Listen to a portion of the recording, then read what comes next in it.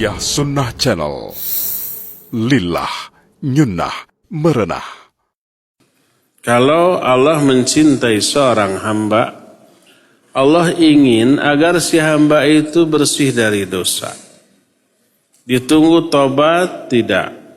Atau ada tobat kurang berkualitas.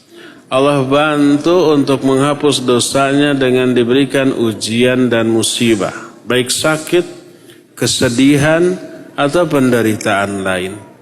Berkata Rasul sallallahu alaihi wasallam, "Innallaha idza ahabba qauman ibtalahum."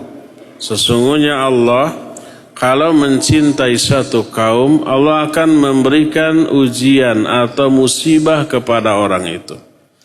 Apa dampak dari musibah dan kenapa kalau mencintai itu harus diberi musibah? Karena untuk menggugurkan, menghapus dosa-dosanya.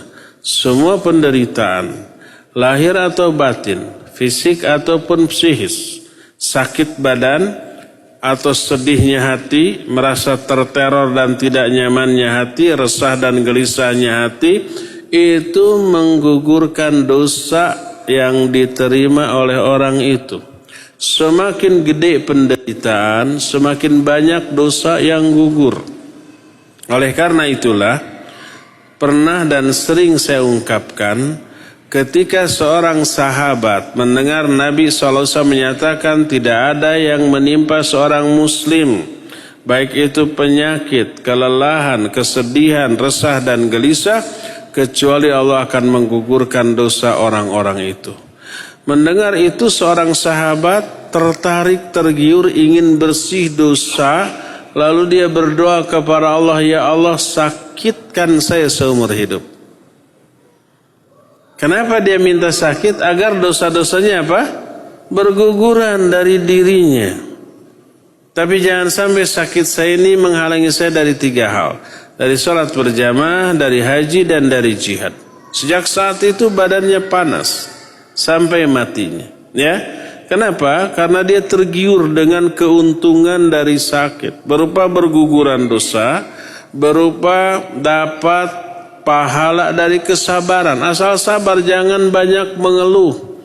Jangan banyak merintih atas sakit yang dideritanya.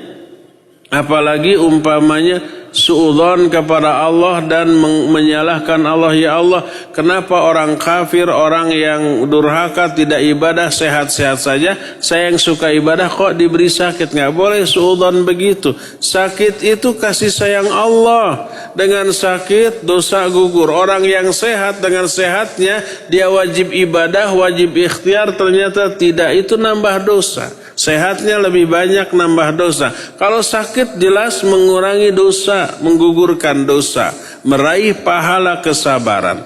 Selain itu doanya dikabul, didengar oleh Allah Azza wa Jalla.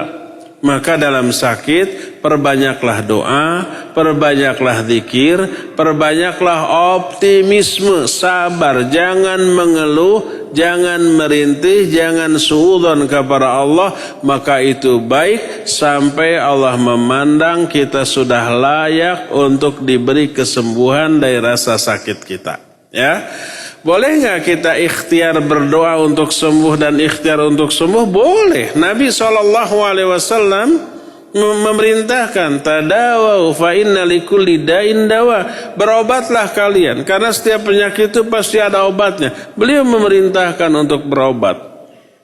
Silakan ikhtiar berobat dengan cara ikhtiar yang dibolehkan oleh syariat. Hindari pengobatan yang dilarang oleh syariat. Jangan pergi ke dukun yang sekarang disebut dengan sebutan orang pintar walaupun tak bergelar gitu ya. Jangan sampai datang ke tukang ramal, tukang dukun yang seperti itu. Datanglah ke dokter.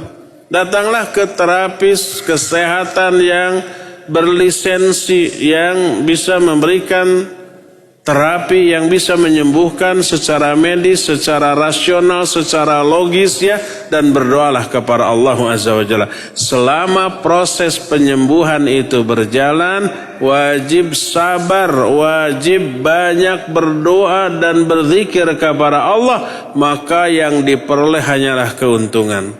Ya dosa berguguran, ya pahala dari kesabaran terus Allah limpahkan, ya doanya selalu dikabul oleh Allah, ya kemuliaannya diangkat jauh lebih tinggi daripada sebelumnya.